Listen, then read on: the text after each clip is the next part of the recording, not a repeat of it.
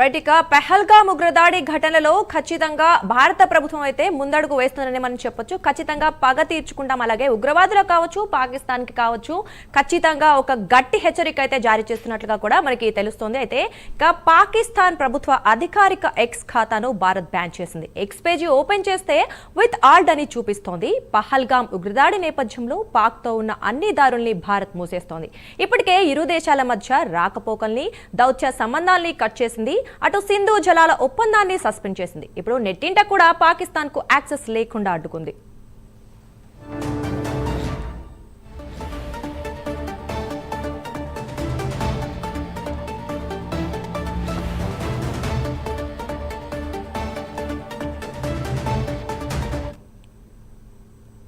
పాకిస్తాన్ ప్రభుత్వ అధికారిక ఎక్స్ ఖాతాను భారత్ బ్యాన్ చేసింది. ఎక్స్ పేజీ ఓపెన్ చేస్తే విత్ ఆల్డ్ అని చూపిస్తోంది.